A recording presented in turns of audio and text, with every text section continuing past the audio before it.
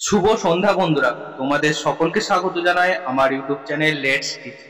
আজকে আমরা যে বিষয়টি নিয়ে আলোচনা করব সেটি হলো দ্বিতীয় পর্যায়ক্রমিক মূল্যায়ন 2025, অর্থাৎ শ্রেণী দ্বিতীয়দের সমস্যা সমাধানের সক্ষমতা এই বিষয়টিকে নিয়ে। তোমরা সকলেই জানো যে তোমাদের খুব তাড়াতাড়ি পরীক্ষা শুরু হতে চলেছে। মিনিমাম আগস্টের প্রথম উইকেই কিন্তু পরীক্ষা চালু হবে। তাই এখন তোমাদের অবশ্যই বেশি বেশি করে পড়াশোনা করতে হবে এবং এই সকল প্রশ্নগুলোকে নিয়ে প্র্যাকটিস করতে হবে। আজকে আমরা বেশ কিছু 100% কমনযোগ্য প্রশ্নোত্তর নিয়ে আলোচনা করব। এই প্রশ্নগুলো বিগত বছরে 100% কমন এসেছে। তোমরা অবশ্যই এই ভিডিওটিকে বেশি বেশি করে লাইক করো, শেয়ার করো এবং চ্যানেলটিকে সাবস্ক্রাইব করো। এরকম নিত্য নতুন ইন্টারেস্টিং এবং প্রশ্নোত্তর পর্ব ভিডিও আমরা আনতে চলেছি প্রতিদিন। অবশ্যই চ্যানেলের পাশে থাকো। তাহলে শুরু করা যাক আজকের আমাদের মূল ভিডিওটিকে নিয়ে।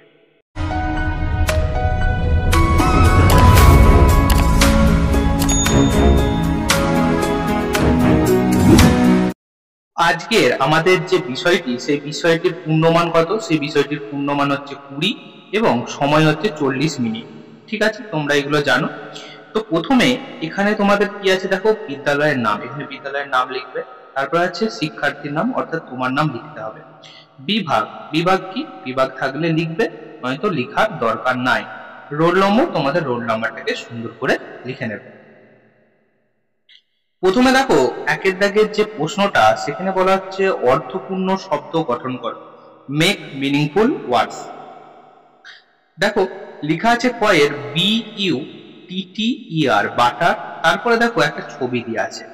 তাহলে এখানে অর্থপূর্ণ শব্দটা কি হবে? বাটার যোগ, এখানে আমরা কি লিখবো গো? এখানে লিখবো আমরা ফ্লাই। ঠিক আছে, FLY। তাহলে ফ্লাই লিখলে কি হবে? ফ্লাই লিখলে হয়ে যাবে পুরোটা কি? Butterfly, BUTTER, butter, FLY। Butterfly মানে কি? বাটারফ্লাই মানে প্রজাপতি। তোমরা সকলেই জানো যে বাটারফ্লাই মানে প্রজাপতি। পরেরটা দেখো MON প্লাস একটা চাবির ছবি দিয়ে আছে। চাবি অর্থাৎ কি। তাহলে এখানটা আমরা কি লিখবো? কি, KEY। তাহলে কি লিখলে পুরোটা কি হলো? MONAEY। মাংকি, মাংকি মানে কি? আমরা জানি মাংকি মানে হনুমান বা বাঁদর। ঠিক আছে, তারপর দেখো, তারপর দেখা গয়েরটাই লেখা আছে PEA যুক্ত একটা মুরগির ছবি বা মোরগের ছবি বলতে পারি। তাহলে মোরগ ইংরাজি কি? মোরগ ইংরাজি কক। তাহলে আমরা এখানটা লিখবো কক, COCK। তাহলে এটা সাজালে কি হবে? PEACOCK, পিকক হয়ে গেল। পিকক মানে কি বলতো? পিকক মানে আমরা জানি কি? ময়ূর। ঠিক আছে, চলো পরেরটাই বলছে একটা দেখো সূর্যের ছবি দিয়ে আছে এবং লেখা আছে প্লাস ডে। তাহলে আমরা যদি সূর্যের ছবিটাতে ইংরাজি SUN সান লিখি, তাহলে এটা সাজালে কি হবে বলো? এটা সাজালে হবে SUN সান, DAY, ডে। তাহলে সানডে মানে কি? সানডে মানে রবিবার। ঠিক আছে, চলো এখন আমরা দুইয়ের দাগের প্রশ্নটি দেখি। বলা হচ্ছে নিচের প্রশ্নগুলো দিয়ে বাক্য রচনা করো। ঠিক আছে, প্রথমে কি দেখো দিয়ে আছে বাড়ি। তাহলে বাড়ি দিয়ে একটি বাক্য লিখতে হবে। কি তাহলে কি লিখবো? লিখবো আমি বাড়িতে থাকি। একটা ছোট্ট বাক্য হয়ে গেল যে আমি বাড়িতে থাকি। পরেরটা দেখো বলা হচ্ছে গাছ। তাহলে গাছ দিয়ে একটা লিখতে হবে। তাহলে লিখি গাছে আছে ফল, গাছে আছে ফল হয়ে গেল। পরেরটা কি দিয়ে আছে দেখো, গাড়ি। গাড়ি দিয়ে আছে, তাহলে কি লিখবো? লিখবো দেখো পথে গাড়ি চলে। পথ মানে রাস্তা, বা পথে গাড়ি চলে হলো বাক্য। ঠিক আছে, তিনের দাগে দেখো বলছে ফাঁকা ঘরে সঠিক উত্তরটি বসাও। প্রথমে দেখো লেখা আছে 5 গুণিত 5। তাহলে 5-এর সাথে 5 গুণ করলে কি হবে? 5 5 কত? 25। তাহলে আমরা এখানটায় 25 লিখে দেবো। পরেরটা আছে 4 যুক্ত 2। 4 এর সাথে 2 যোগ করলে কত হয়? 4 আর 2 কত? 4 আর 2 6। 3 আর 5, 3 আর 5 এর যোগ করতে বলছে। 3 আর 5 এর যোগ করলে কত হবে? 3 আর 5 এ হবে 8। 3 গুণিত 4, তাহলে 3 এর সাথে 4 গুণ করলে কত হবে বলো? 3 4 এ 12। ঠিক আছে, 3 4 এ 12, দুইটা ক্লিয়ার করে দিই। ঠিক আছে, আচ্ছা চলো এখন আমরা যে প্রশ্নটি দেখব সেটি দেখো 4 দাগের বলছে ছবিগুলো দেখো এবং শূন্যস্থান পূরণ করো। প্রথমে দেখো কিছু ছবি দিয়ে দিয়েছে, এর দাগে কিছু আপেলের ছবি আছে। এখানে বলছে দিস আর 3।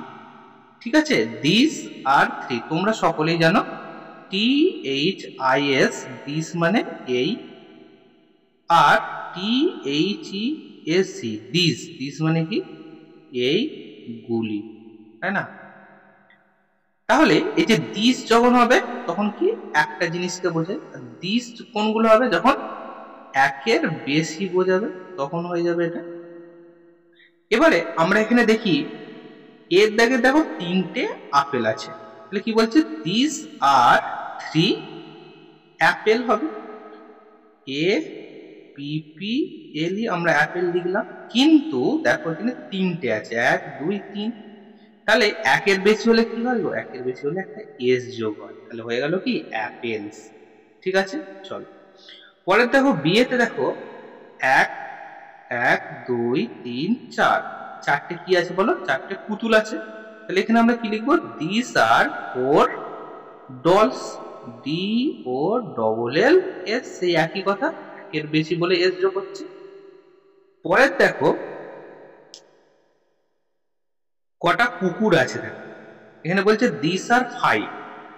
1 2 3 4 5, 5টি কুকুর। তাহলে আমরা কি লিখবো?